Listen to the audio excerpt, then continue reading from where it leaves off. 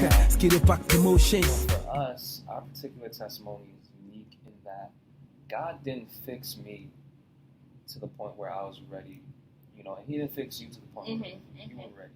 Like, we began this relationship and we had a whole lot of mess to go through. And a lot of that has to do with how our past relationship was. Exactly. And the fact that we both sex was haven't a big had, part. Exactly. And we both didn't have the greatest examples at home growing up of what love looks like.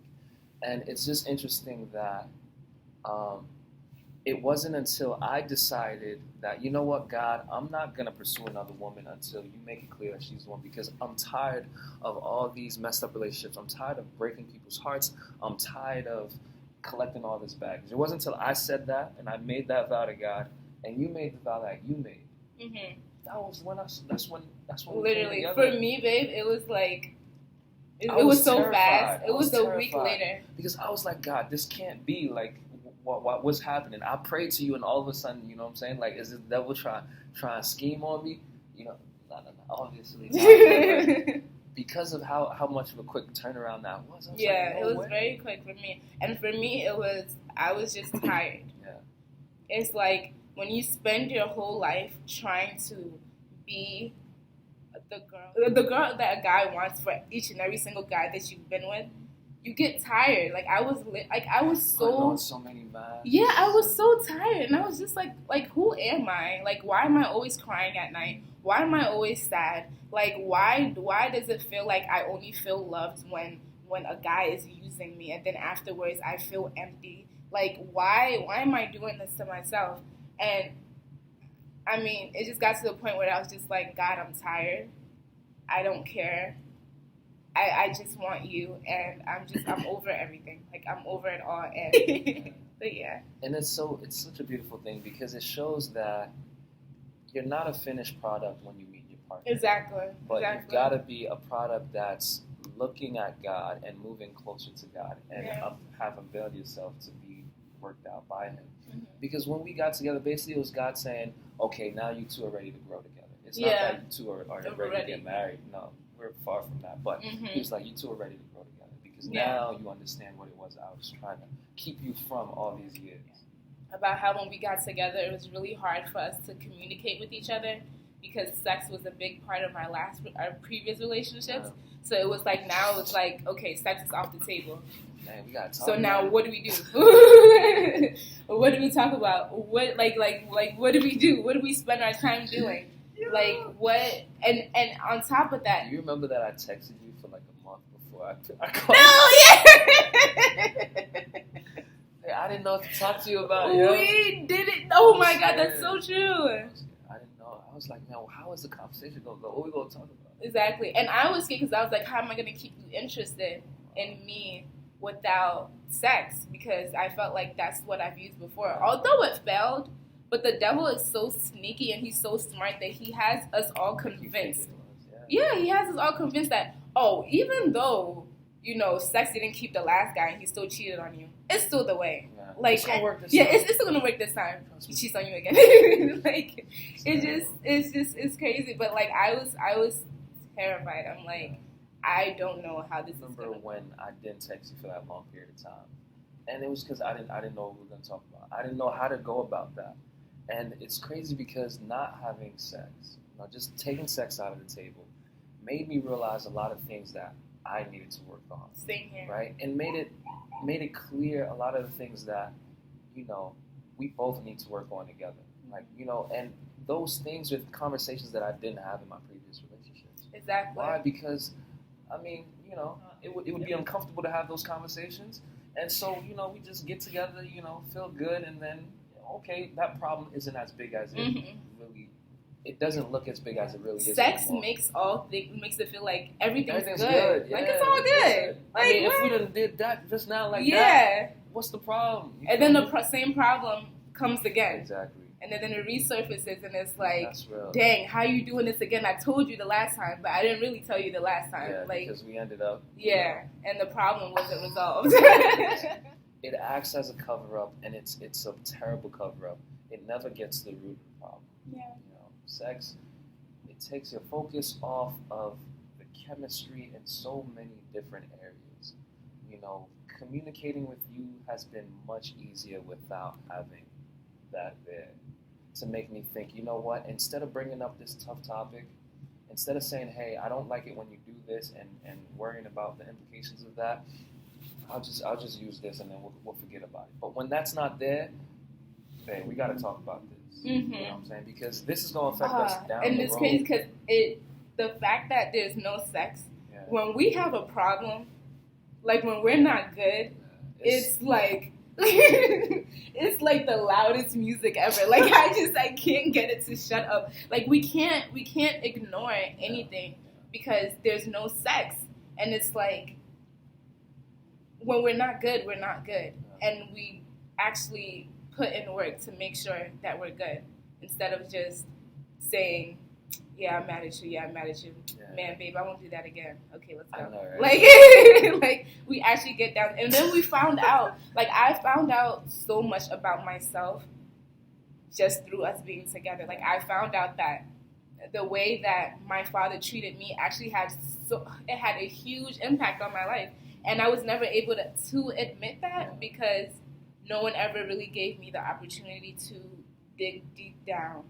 Until I realized that the way that I was communicating with you is because of the things that happened in my past. And I never saw that in any of my past relationships because there was no time. Yeah. That's real. There was no time. Yeah. Real. And it goes both ways because, a lot of things, a lot of mess that I've been carrying has become so obvious because I realized that it creates this disconnect between the two of us. And it's like, God, why is that? Like, why do I feel that way? Why is this happening? God's like, well, remember a few years back, this what happened, this what happened, it's this what happened. It's time to meditate. And it's like, wow, Lord, like I gotta get that out of me. Yeah.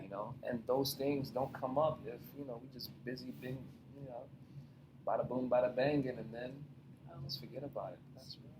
Like, there's a huge reason why the devil wants us to skip this stage of building.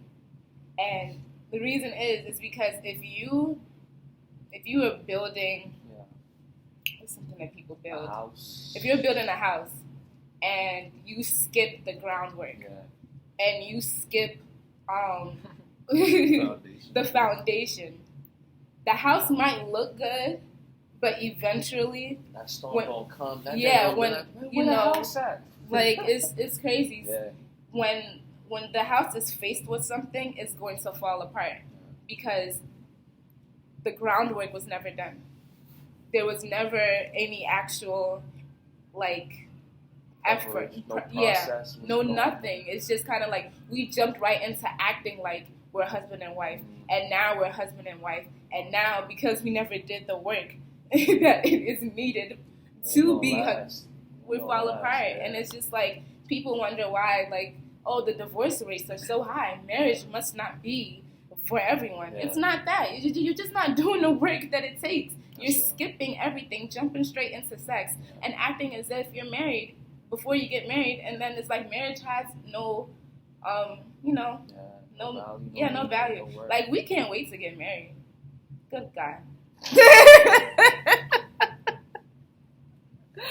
Hallelujah. And it's good. No, but that foundation piece, that's so real because, and another reason why saving sex isn't so everyone's not jumping for joy at the idea is because when you go around and look at beautiful buildings, no one's like, man, that foundation. What a beautiful foundation is that, man. No one cares about that. No one sees that. Yeah, exactly. And the process is tough in itself, and it doesn't get advertised the way the house itself does. You know what I'm saying?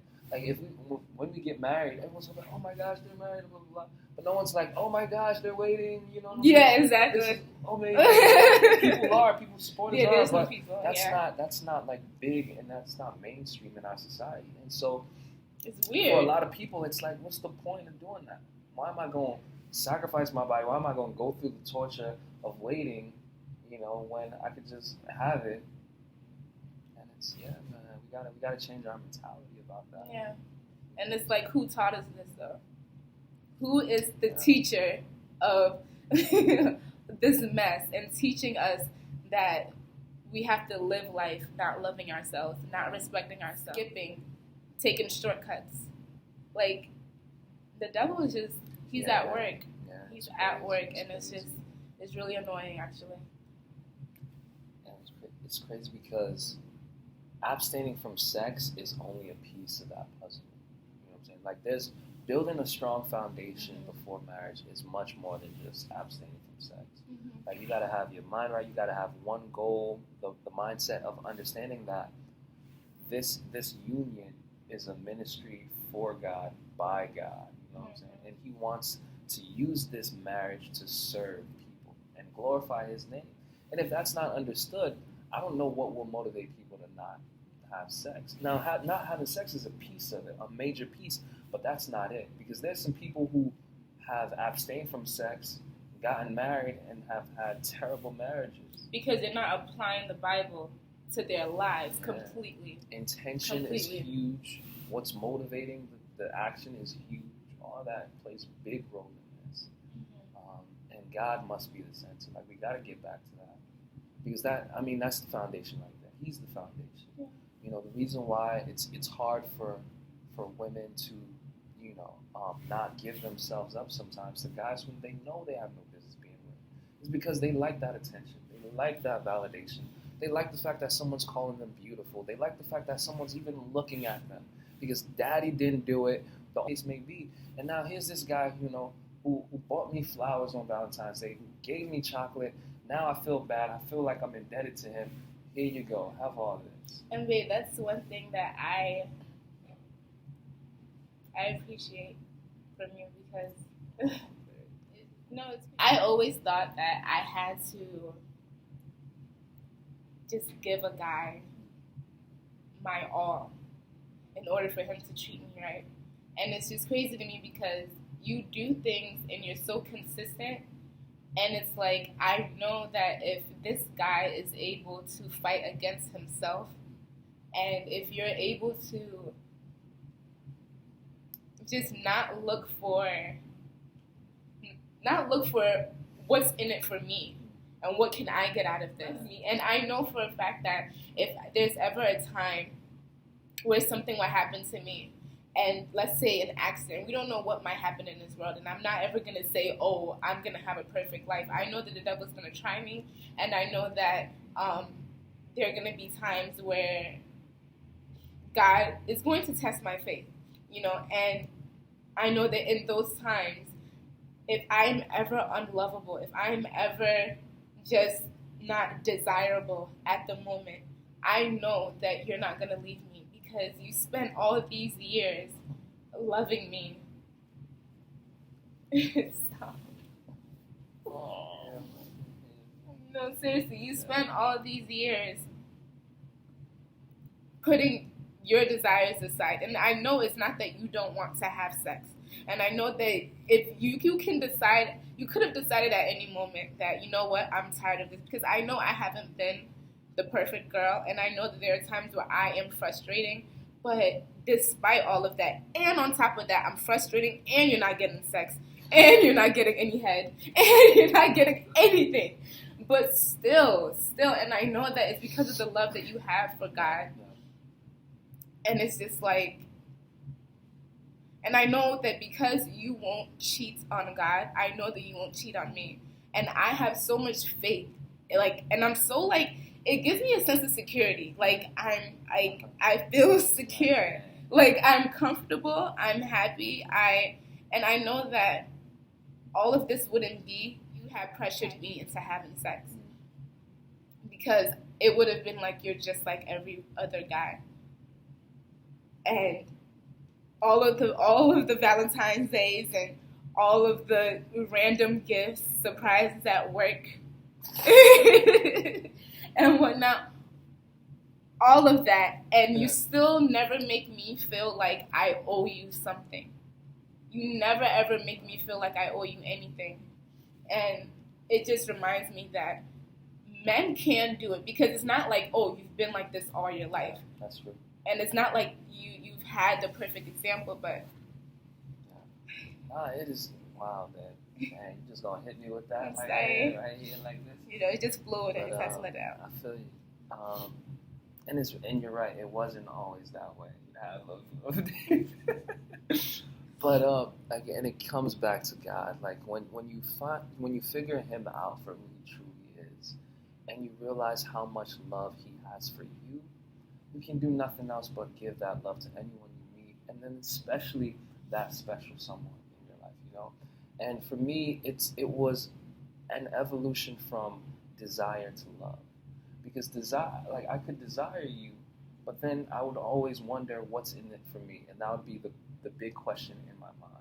But if I love you, it's not about what's in it for me anymore. It's what can I give? You know, and that's the question in my mind. What can I give God? How can I better love her? You know what I'm saying? Because I know that as you've brought me into this relationship to express the love you have for her, you know, and how do I better do that? Each day, how do I get better at that? And it's been that question that has allowed me to see a lot of the issues that I've been dealing with. Because a lot of the issues that I've been dealing with, the demons that I have had, are the things that stop me from loving you the way God wants me to love you, you know? And it always comes back to that love. Receiving the love from Him, and then now I'm pouring it out to those people who God has called me to love. Yeah. Na, na, na, na.